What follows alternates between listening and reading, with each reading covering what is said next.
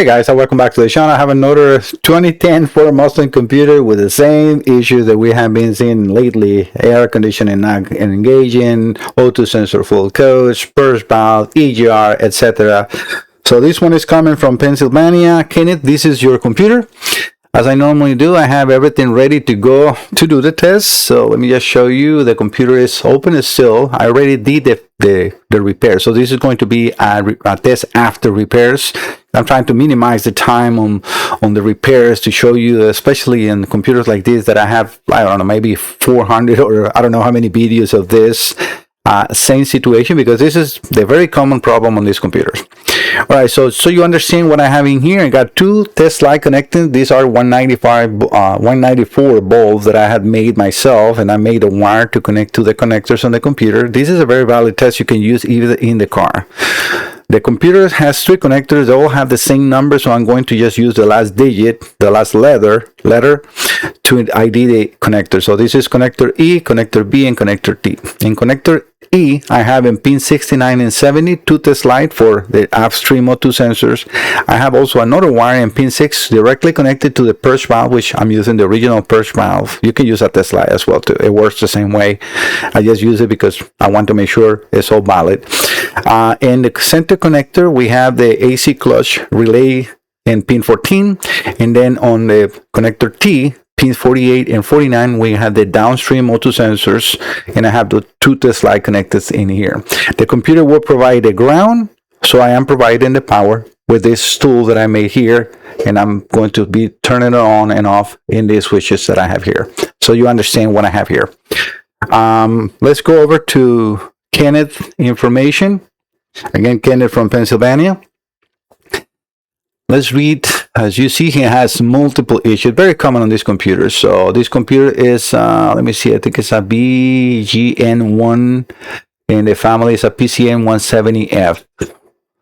All right, so he has O2 sensor, signal bias, his signal bias. These signal bias are because the heaters are not working. So he has O2 sensor resistor, bank 1, sensor 2, bank 2, sensor 2, exhaust gas recirculation insufficient detected, random misfires, cylinders 2, 4, 5, AC clutch not engaging. You see, and then he gave me the VIN number, which we have is a 140910. And these are the codes that I get here, which this is what I want to show Kenneth, because the resistance, it could be the wiring, it could be something else, but having the AC clutch and everything is very common. The problem is definitely in the computer, especially with misfires and so on. And signal bias is what is telling me the heater circuits are failing. So we have, or I have in here, all the other sensor heaters. So bank 1 sensor 1, bank 2 sensor 1, bank 2 sensor 2, bank 2 sensor 1, etc. So all the other sensor heaters were failing. I had the 5-volt reference, and I did the test before. I also opened the computer to show that to Kenneth and you guys, and this is while I'm doing the repairs to correct the concern. So now I'm going to do the test after repairs. It's worth to say that this computer was repaired by that company, I think it's in Illinois or something like that. They're scammers, so stay away from that company. I'm not even sure how the company is in business, because realistically they didn't do absolutely anything in this computer, and they left it open. They did not even seal it. It was completely open, this computer, which could allow moisture to enter and damage your computer. These are expensive computers. I'm not even sure how they even touch components from customers. They should be repairing toys, because what they do is just enough to do something like that. A toy that worth $30 or $15 or $5. So stay with those, but don't touch computers. That company is a scam. All right, so let's do the test. Let me put my view of the computer here. I'm going to put the meter and the scanner, and we're going to connect. The reason I put that meter, I have it connected to the 5-volt reference and sensor ground, so you will know when I'm turning everything on, even though you will see the switches. So let me power up. Before I do that, I'm going to show you or tell you what we are expecting to see. Since the battery is disconnected or off in this case, as soon as I turn that on and put the ignition, we should see a flash on the O2 sensor heaters, all of them. That is a test the computer does to make sure that O2 sensor heater circuits are active. It's a pre-test. Why? Because these are emission related components. All right.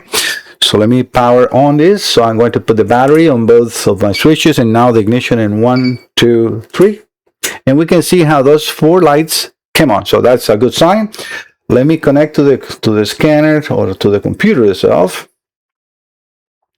Do an auto ID. Let me see what was the big number on this computer. The last digits. That's all we need is 140,910. 140,910. It's going to take a little time to connect, but that's normal because it's nothing connected except for the computer. So the scanner will try to connect to the entire vehicle, and we don't have that here. So 140,910, right? 140,910, yeah.